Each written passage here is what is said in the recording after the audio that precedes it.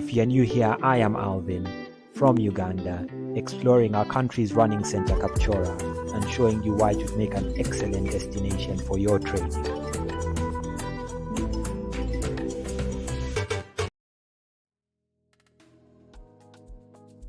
Welcome back. This is episode 5, which will go over the environment and training schedule to give you better insight into training in Kapchorwa. Coach Dennis, who was on the previous episode, an assistant coach with NN Running, does an overview of the environment, and then I follow through with a talk on the typical training week here. Like when you want to train in especially Cheptegei or Kapchorwa, Uganda, one important aspect an athlete should take in consideration is the environment, because the environment is very tough.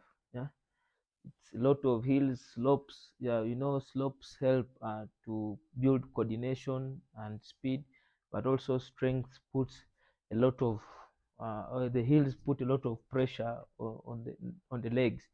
So sometimes when you are coming to train in this environment and the altitude of 1,800 above in the hilly volcanic mountains of Elgon, sometimes it is important to build up slowly, like 1 month of easy training, then you pick up. Because I've seen most of people who come to train in Uganda, they come with a lot of morale and motivation, and they are boom doing hard. After 2 weeks, 4 weeks, they are off. They feel like going back to their homes. So it's important when you're coming to Uganda to train in Mount Elgon in Cheptegei, you have to plan your training session. You have to put the environment into consideration, because people make a mistake sometimes. Like people come from Europe, from the low environment, they are used to running high mileage like 20k in the easy run. But if you do 20k in the easy run in Kapchorwa, it will affect your recovery for the body, because the terrain is not easy. You are either climbing or sloping, so it will affect your recovery. So it's important that you plan your training and put in consideration the toughness of the environment for you to survive. Because it's common mistake when people come to high altitude, they come with the motivation to run, to improve, and they are putting a lot of work in the body. At the end of the day, they are struggling. So it is important when you are coming to train this environment where there are a lot of hills and sloping, you have to plan your mileage well, or how many kilometers you are doing a week, at what intensity. Because if you come the first day, second day, and you're already pushing hard, it will affect you. Though sometimes the altitude is good for building up red blood cells, but should try and take care of your body is the most important thing. How long are you going to manage to train in high altitude is also important. But if you are coming for 2 weeks, 3 weeks, you can push hard. You push to the limit. Then when you go back home, you can take 1 week off of resting from traveling, rest. By the time you come back, after 1 week at home of resting, the body will be strong. Some people like to troubleshoot it that way, but the environment is something important that if you are training this particular area, should consider. It's a little different from Kenya. Kenya is altitude but flat. The terrain is flat. Here is high altitude, climb slope, and it affects the body so much that you are working mostly on the neuromuscular system, because you are either working on the coordination or the strength. So the nervous system is affected too much. So as I said in the beginning, you have to consider how you start your training. Sometimes we advise, when someone is new, walk around today, 3 days, climb the mountain up, walking, then start easy. By the time you finish 2 weeks of easy training, the body would have adapted to the environment. Thank you. So I've just finished the morning run. I thought I'll talk you through a typical training week for the athletes here. So Monday morning is easy run. The morning runs tend to start around 6:20 in the morning. Tuesday morning is a track workout.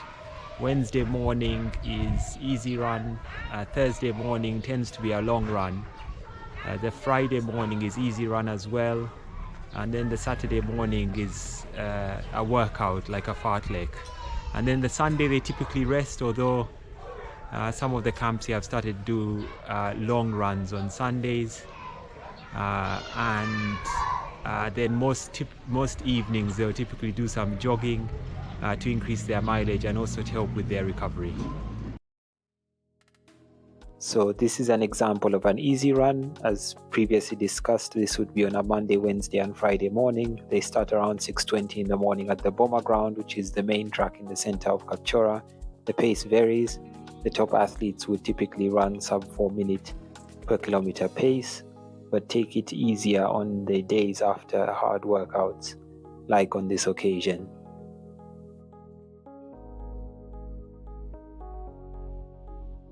I've routinely seen some of the elites on these easy runs, including Jacob Kiplimo and Victor Kiplangat. The terrain is a mixture of road and trail. The scenery is really good. You go through valleys, rivers, forests. It has it all.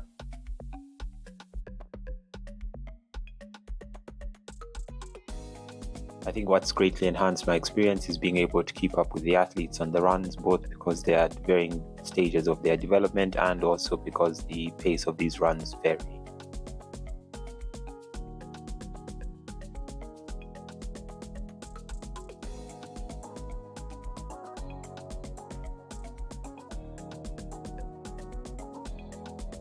Morning, it's 6:30 on Tuesday. This is track workout day. I've just reached the Boma ground. This is the main track in Kapchorwa town. It's a dirt track.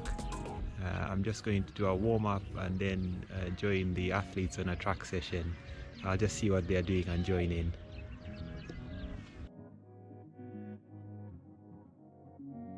So here I am filming the Boma ground to show you how it looks. This is probably the most popular track in the region for the elites and the other athletes to do their speed work. It's amazing to think that a lot of the training that Cheptegei and Kiplimo did towards their world records was done on these tracks. After all, success is multifactorial, and I'm trying to find out more about their formula here.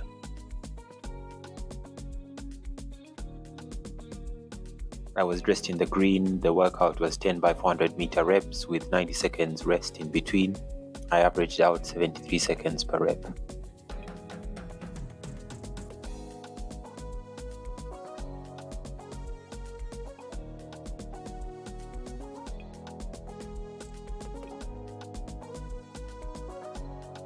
The marathoners were doing a 3 kilometer rep, followed by a quicker 1 kilometer rep, followed by 2 kilometer reps, progressive times 3, aiming for a sub 5:45 2 kilometer with the last rep, and then followed by 400 meters times 5, giving a total 12 kilometer workout.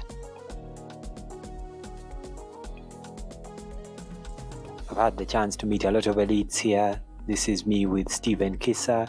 He holds the Ugandan marathon record, which is 2:04:48, and he's currently preparing for the Chicago Marathon. And here I am with Victor Kiplangat, who recently won the Commonwealth Marathon, as well as Sam, who's an 800 meter runner. As always, thanks for watching. There's more to come, so subscribe and feel free to comment with any questions you may have or anything more you'd like to see.